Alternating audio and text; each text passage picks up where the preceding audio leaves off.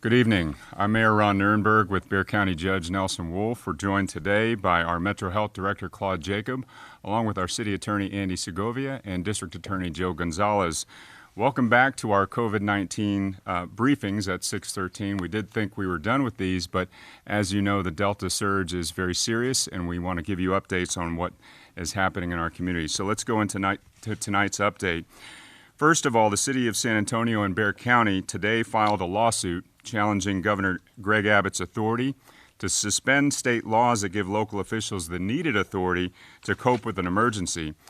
The lawsuit was filed in the State District Court in Bexar County and asked for a temporary restraining order to prevent enforcement of the governor's latest emergency order. I'm pleased to share that the court granted the temporary restraining order. To that effect, Bexar County Health Authority Dr. Junda Wu has issued a public health directive for the upcoming school year, and that means effective immediately, starting tomorrow. The directive applies to all public schools from pre-kindergarten through grade 12, effective immediately. Again, mask wearing. And Claude Jacob, our Metro Health Director, is going to go into what's in the order in just a moment. But first, let me give you an update on where we are with COVID numbers in our community. COVID-19, as you know, is surging, causing severe stress to our local hospital systems. We are in a worsening situation with the community's overall COVID-19 risk at severe. The region's positivity rate now is 21.4%. For context, the positivity rate was 24.2% last July, 23.2% last winter, but just a couple of months ago, we were below 2%. So it has skyrocketed, and we are getting into a very dangerous territory. As a reminder, we have a complete list of testing sites available at covid19.sanantonio.gov. You can also call the COVID-19 hotline by calling 311 and selecting option 8. Finally, let me get into case numbers and hospital data. Today we're reporting 1,914 new cases of COVID-19. Our 7-day moving average has jumped to 1,353. 99% of the new cases can be attributed now to the Delta variant in Bexar County. We are also sadly reporting 2 deaths. We've lost 3,643 of our friends, neighbors, and loved ones to this virus. Please remember them. Keep them in your prayers. We have lost too many of our friends and neighbors throughout this pandemic. Finally, there are 1,242 patients in area hospitals, 189 new admissions in the last 24 hours. That is a very, very high number. 314 patients are in an ICU, 193 are on ventilators, and 87% of patients in area hospitals, as noted, are unvaccinated. Let me turn it over now to Judge Wolff. Well, thank you, Mayor. I'm wearing my bandana, one of 25 that have been given to me to celebrate the victory that we had in court today. I can't tell you how important that was.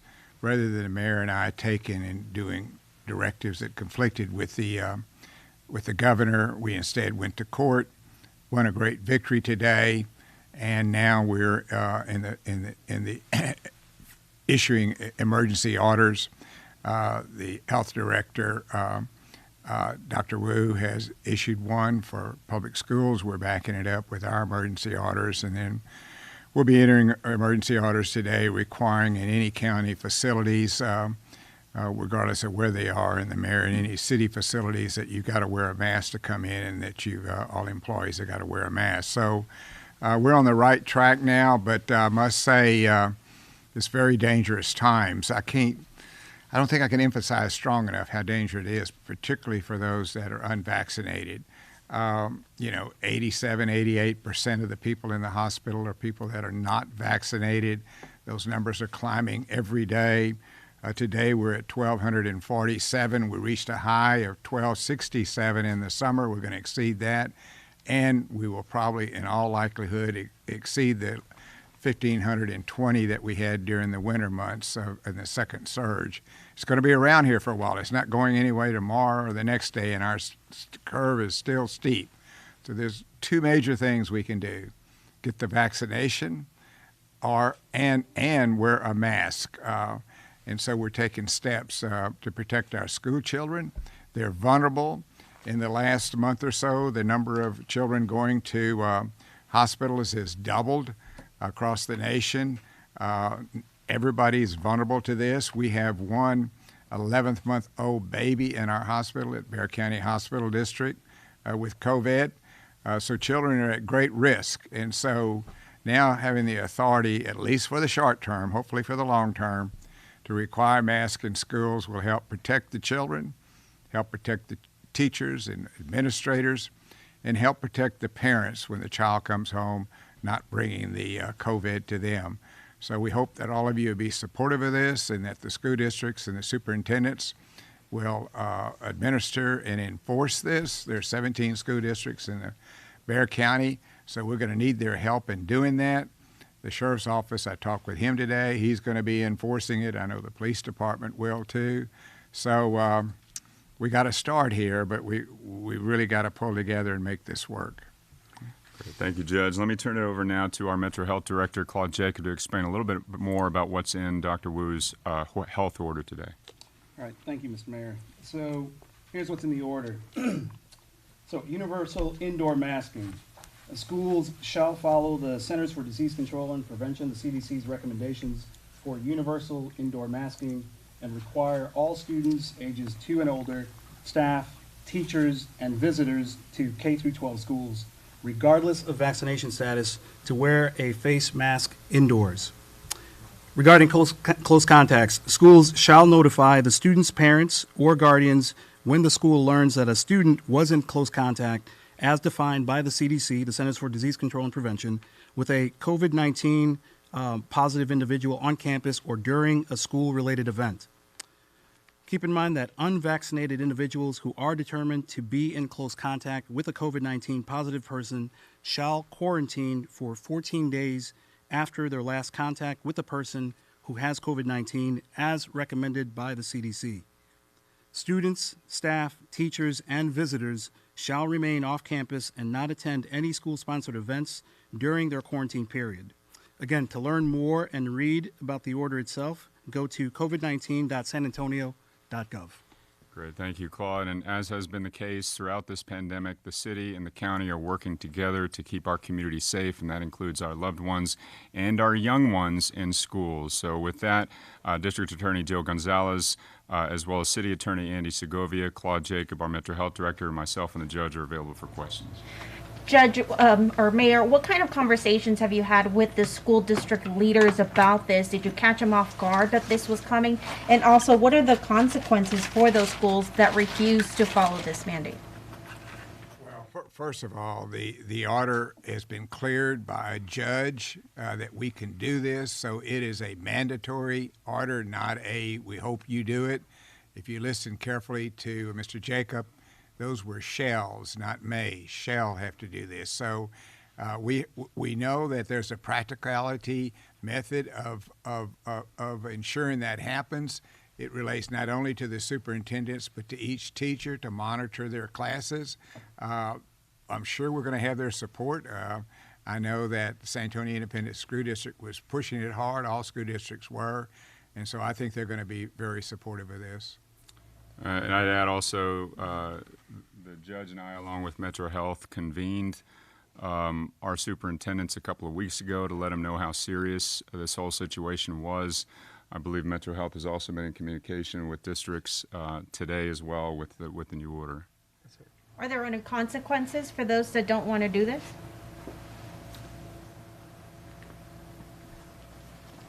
Well, again, the mandate, as was issued, is a mandate. And the expectation, obviously, is that there will be compliance. The best way to comply, frankly, is if you want to go to school, you'll have to have a mask on. If you want to be participating as a teacher or any other staff member, you have to have a mask on. So that's the best mechanism in terms of enforcement. But it doesn't sound like there's a consequence either for the school district or for the students' staff. Well, that's one where we'll probably cross that bridge if and when we get to it. Again, the hope is that the mandate is taken as a mandate and that compliance is one where all our school districts will willingly comply with the mandate. There's plenty of enforcement tools for the superintendents and the principals to enforce this. All they have to simply say, your child's not going to be able to stay in school. If he doesn't have a mask on, if a teacher shows up without one, they have to put it on. They have all the enforcement tools that they need to individually do it. We got We got a statement from the governor's office a little earlier. I want to read it. It says, Governor Abbott's resolve to protect the rights and freedoms of all Texans has not wavered. There have been dozens of legal challenges to the governor's executive orders, all of which have been upheld in the end. We expect a similar outcome when the San Antonio trial court's decision is reviewed by the appellate courts. That statement sounds very confident that they're going to get their way and have that mask mandate with the injunction revoked. I just want to hear your thoughts on that.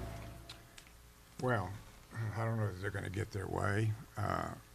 Judge Ortega will make a decision this coming Monday whether to do a permanent injunction. If they appeal, they'll be going to the Fourth Court of Appeals, then eventually to the Supreme Court. If the governor really wants to push it that hard and cause this much danger to people, then I hope they realize what a tremendous liability is to this state and the danger he's putting our children in. Joe, do you want to add anything to that? Well, I think it's important to note that this was an effort at collaborating between the city and the county to do something.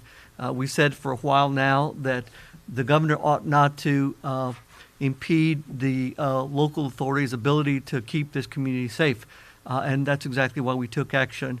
We were very pleased with Judge Arteaga's ruling today. We're taking it one step at a time. Monday is going to be the hearing on the temporary injunction. We hope that she makes it a permanent injunction, and we'll set it for the trial on the merits. But right now we're taking it one step at a time. We believed we had to act. We did act, and fortunately we got the result we were looking for. So we'll keep moving forward. And let's be real clear about something. No one's rights or freedoms are being infringed by ensuring that school districts and public health authorities can offer the mitigation efforts needed to comply with the CDC guidance to keep our kids safe and alive, and to make sure that schools are safe environments. If folks are interested in opening up this economy, the best thing we can do is make sure that schools are open safely and that we get back to a safe environment for all of our children. Mayor, Judge, do you have any plans to issue a county-wide mask mandate as done in the past before the governor had taken away that authority? It's something you all have been asking for months. And if you don't plan to issue one, why not? I guess the attorneys are.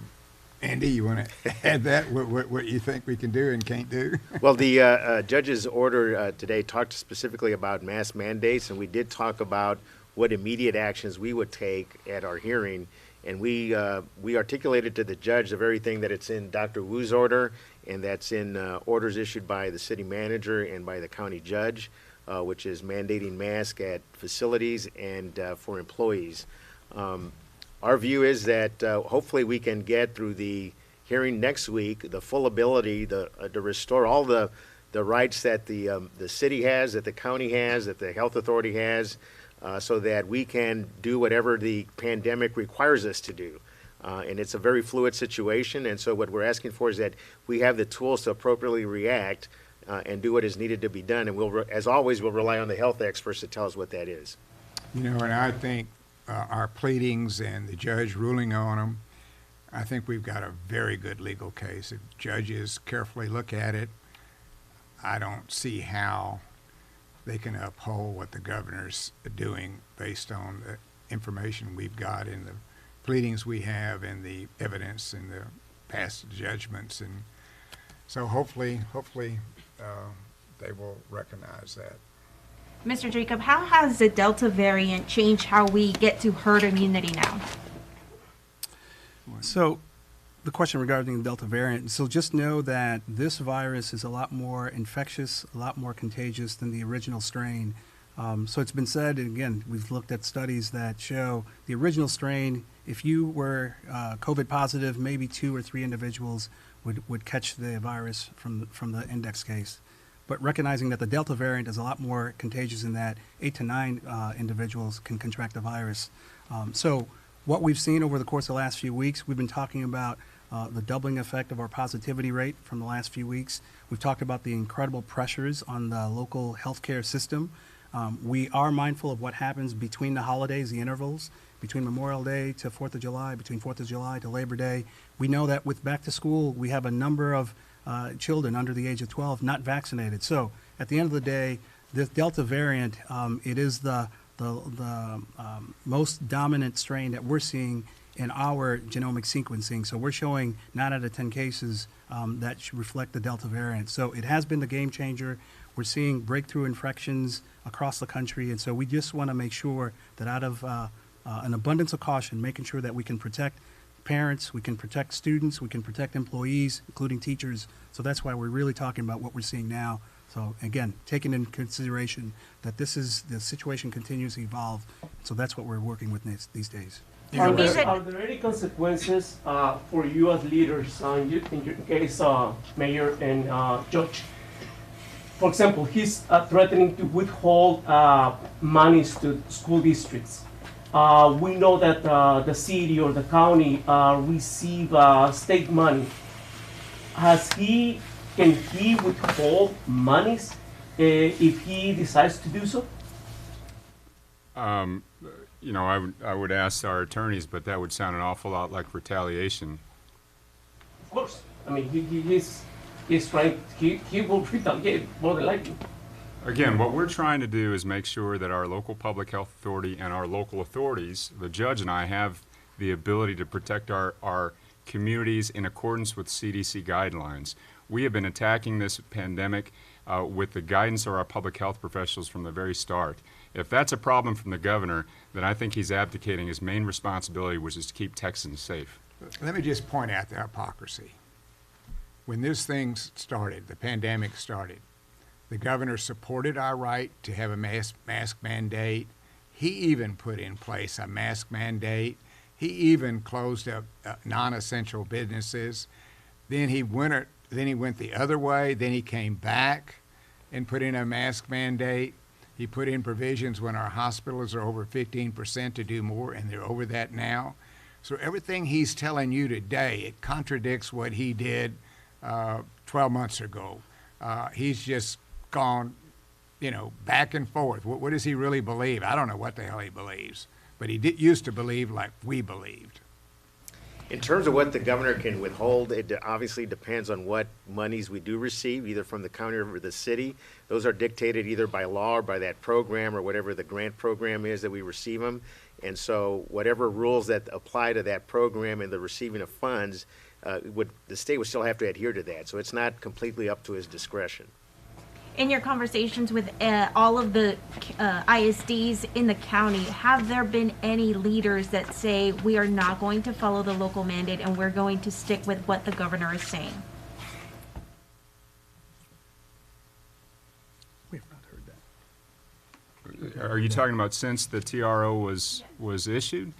No, I haven't had those conversations, but again, the effect of the TRO is that now the Public Health Authority has the jurisdiction to issue those public health directives.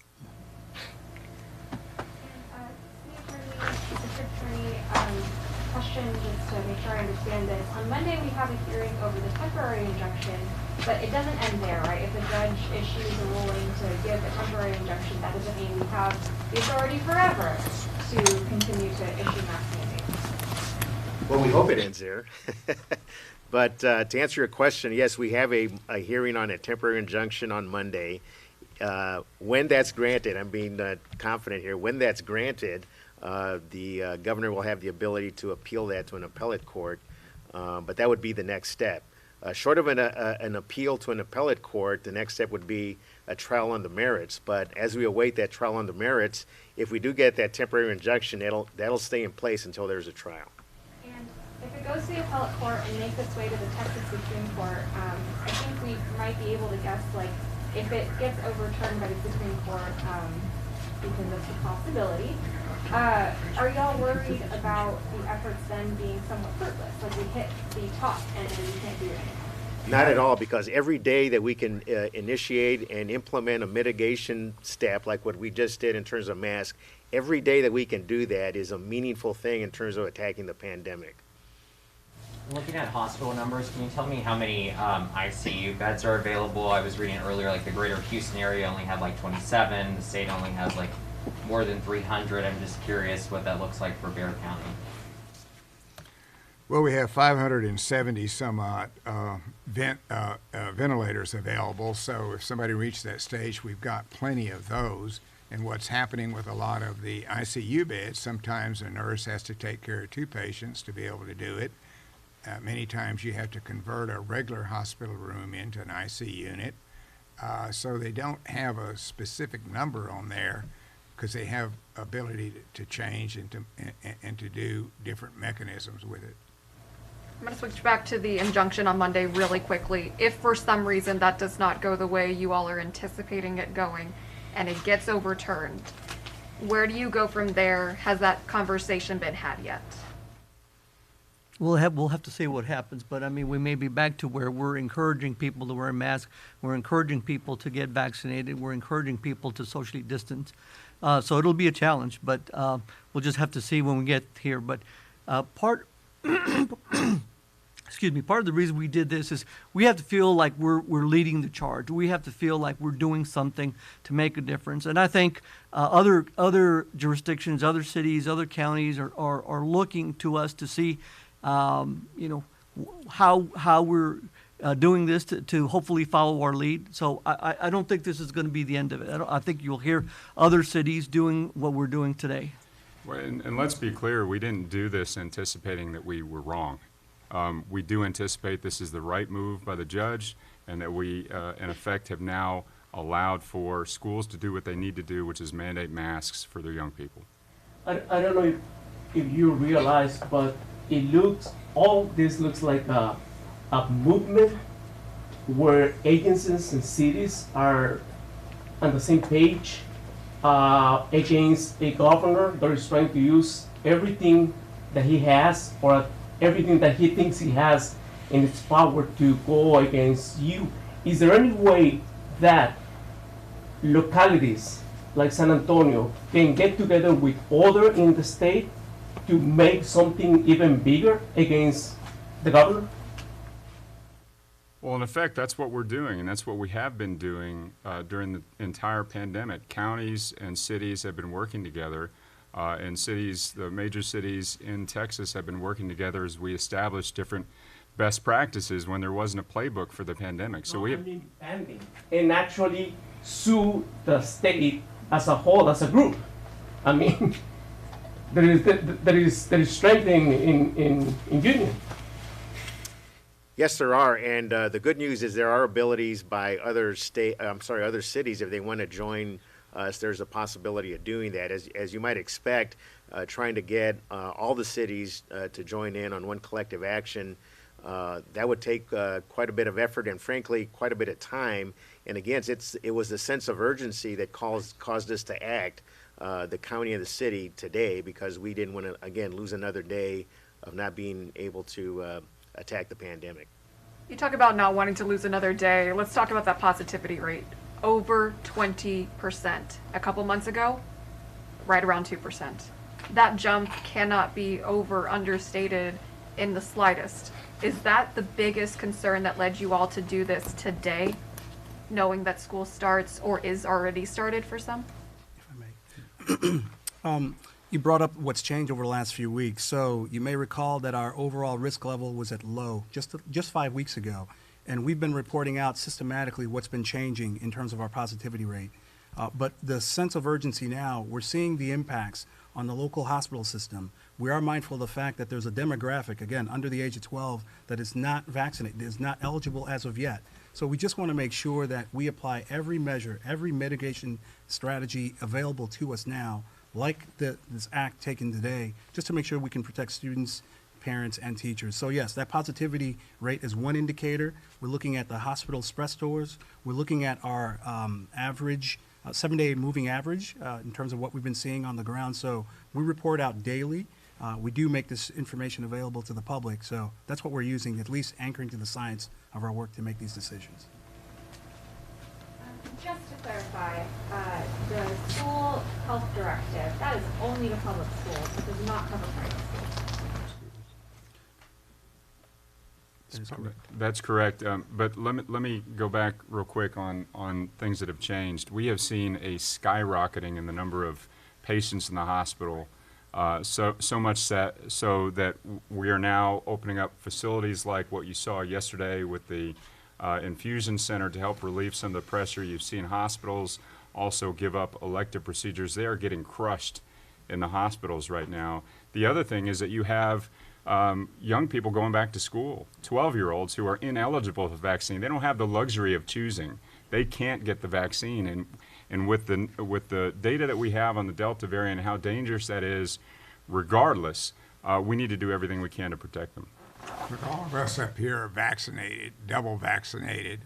The very vulnerable people are the ones that are not vaccinated. And that's the big problem, because there's a 1,000-fold increase in terms of the virus in you with the Delta virus. People that like us that are vaccinated, we have much lower load. We only have it for a couple of days, where somebody not vaccinated has it 6, 7, 8 days. So it's the unvaccinated that the real problem is. And we're sitting here 6 foot apart, speaking to you today. That's also one of the other key things. But when you get into a classroom and you bunch up with 30 or 40 kids in one room, not 6 feet apart, and they're commingling when they're walking around, that's the danger point. Mayor, Judge, are you all able to tell us how many children, pediatric cases there are in hospitals right now? Before, it seemed like there was a breakdown in ages over certain periods of time, but do you have data showing how many children are in the hospital right now?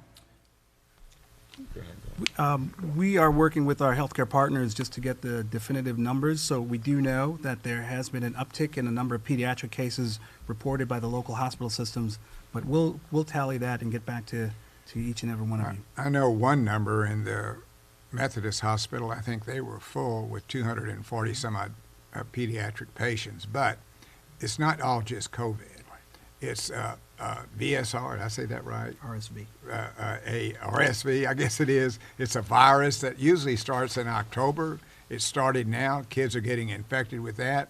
We're moving into the flu season. Last year we had no problem. Why did we have no problem? Because we all wore masks and we all were very cognizant of that. This time it's not happening.